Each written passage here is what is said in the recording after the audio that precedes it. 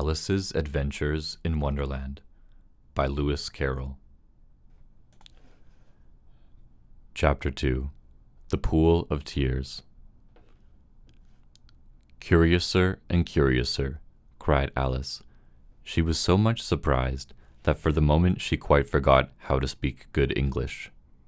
"Now I'm opening out like the largest telescope that ever was. Goodbye, feet." For when she looked down at her feet, they seemed to be almost out of sight. They were getting so far off. "Oh, my poor little feet. I wonder who will put on your shoes and stockings for you now, dears. I'm sure I shan't be able. I shall be a great deal too far off to trouble myself about you. You must manage the best way you can, but I must be kind to them," thought Alice, "or perhaps they won't walk the way I want to go. Let me see. I'll give them a new pair of boots every Christmas." And she went on planning to herself how she would manage it. "They must go by the carrier," she thought, "and how funny it'll seem, sending presents to one's own feet, and how odd the directions will look. Alice's right foot, Esquire, Hearthrug, near the fender, with Alice's love." Oh dear, what nonsense I'm talking. Just then her head struck against the roof of the hall. In fact, she was now more than 9 feet high, and she at once took up the little golden key and hurried off to the garden door. Poor Alice! It was as much as she could do, lying down on one side, to look through into the garden with one eye, but to get through was more hopeless than ever. She sat down and began to cry again. "You ought to be ashamed of yourself," said Alice. "A great girl like you," she might well say this, "to go on crying in this way. Stop this moment, I tell you." But she went on all the same, shedding gallons of tears, until there was a large pool all round her, about 4 inches deep and reaching half down the hall. After a time, she heard a little pattering of feet in the distance, and she hastily dried her eyes to see what was coming. It was the White Rabbit returning, splendidly dressed, with a pair of white kid gloves in one hand and a large fan in the other. He came trotting along in a great hurry, muttering to himself as he came, "Oh, the Duchess, the Duchess! Ah, won't she be savage if I've kept her waiting?" Alice felt so desperate that she was ready to ask help of anyone, so, when the rabbit came near her, she began in a low, timid voice, "If you please, sir." The rabbit started violently, dropped the white kid gloves and the fan, and scurried away into the darkness as hard as he could go. Alice took up the fan and gloves, and, as the hall was very hot, she kept fanning herself all the time she went on talking. "Dear, dear, how queer everything is today. And yesterday things went on just as usual. I wonder if I've been changed in the night. Let me think. Was I the same when I got up this morning? I almost think I can remember feeling a little different. But if I'm not the same, the next question is, who in the world am I? Ah, that's the great puzzle." And she began thinking over all the children she knew that were of the same age as herself, to see if she could have been changed for any of them. "I'm sure I'm not Ada," she said, "for her hair goes in such long ringlets, and mine doesn't go in ringlets at all. And I'm sure I can't be Mabel, for I know all sorts of things, and she knows such a very little. Besides, she's she, and I'm I, and oh dear, how puzzling it all is. I'll try if I know all the things I used to know. Let me see. 4 times 5 is 12, and 4 times 6 is 13, and 4 times 7 is... Oh dear, I shall never get to 20 at that rate. However, the multiplication table doesn't signify. Let's try geography. London is the capital of Paris, and Paris is the capital of Rome, and Rome... No, that's all wrong. I'm certain. I must have been changed for Mabel. I'll try and say, how doth the little..." And she crossed her hands on her lap as if she were saying lessons, and began to repeat it, but her voice sounded hoarse and strange, and the words did not come the same as they used to do. How doth the little crocodile improve his shining tail, and pour the waters of the Nile on every golden scale? How cheerfully he seems to grin, how neatly spread his claws, and welcome little fishes with gently smiling jaws.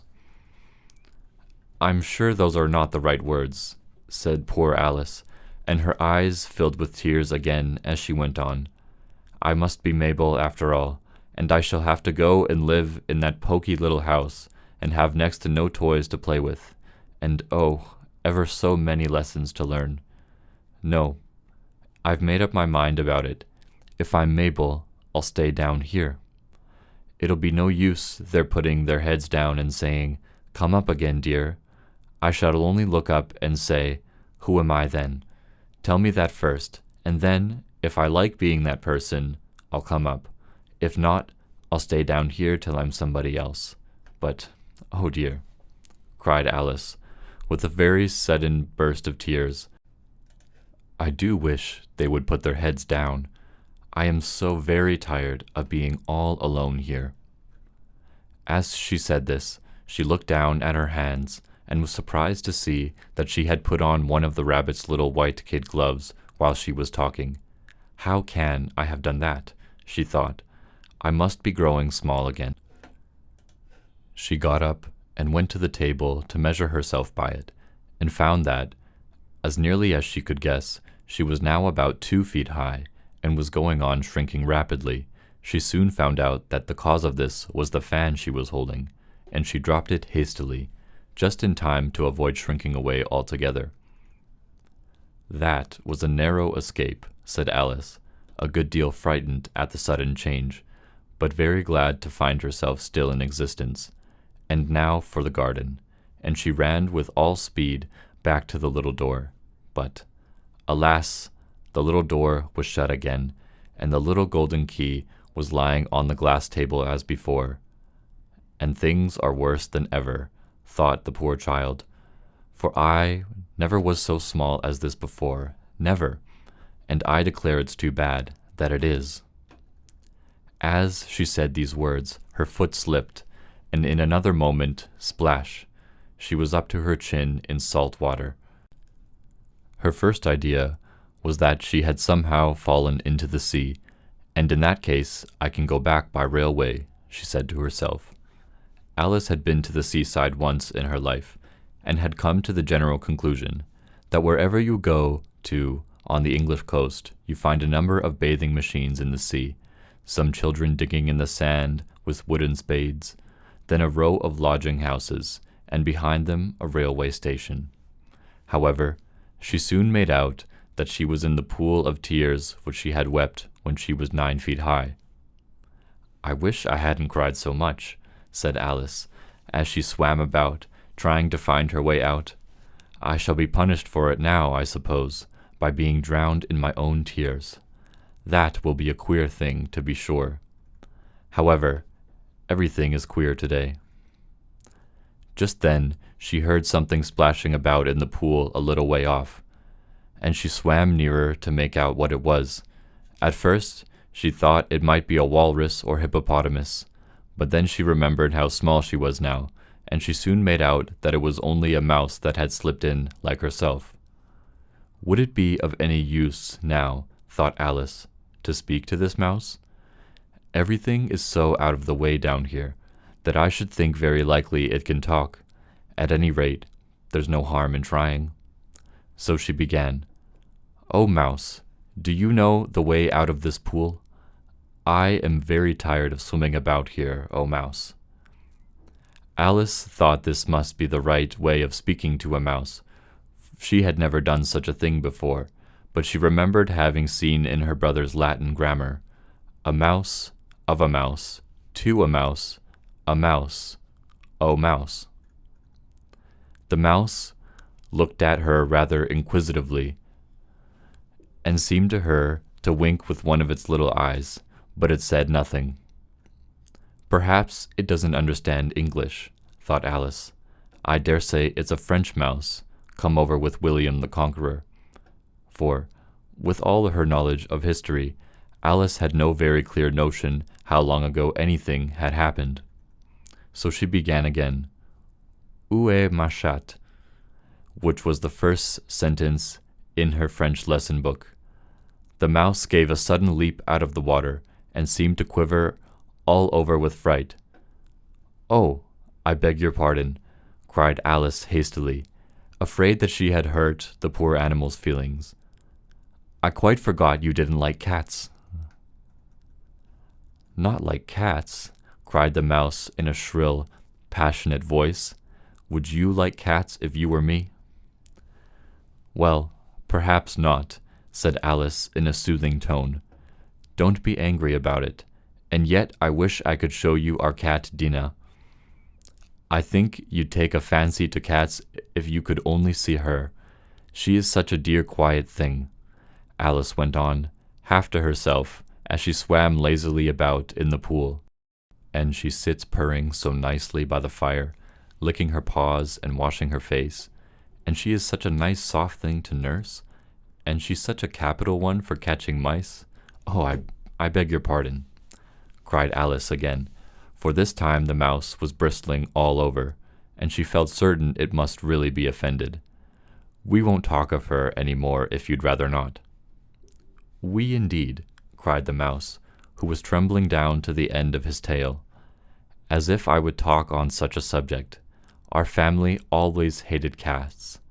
Nasty, low, vulgar things. Don't let me hear the name again. I won't indeed, said Alice, in a great hurry to change the subject of conversation. Are you fond of dogs? The mouse did not answer, so Alice went on eagerly. There is such a nice little dog near our house I should like to show you. A little bright-eyed terrier, you know, with such long curly brown hair. And it'll fetch things when you throw them, and it'll sit up and beg for its dinner, and all sorts of things. I can't remember half of them. And it belongs to a farmer, you know, and he says it's so useful. It's worth £100. He says it kills all the rats and... Oh dear, cried Alice in a sorrowful tone. I'm afraid I've offended it again. For the mouse was swimming away from her as hard as it could go, and making quite a commotion in the pool as it went. So she called softly after it, Mouse, dear, do come back again, and we won't talk about cats or dogs either, if you don't like them. When the mouse heard this, it turned round and swam slowly back to her. Its face was quite pale, with passion, Alice thought, and it said in a low, trembling voice, Let us get to the shore, and then I'll tell you my history, and you'll understand why it is I hate cats and dogs. It was high time to go, for the pool was getting quite crowded with the birds and animals that had fallen into it. There were a duck and a dodo, a lory and an eaglet, and several other curious creatures.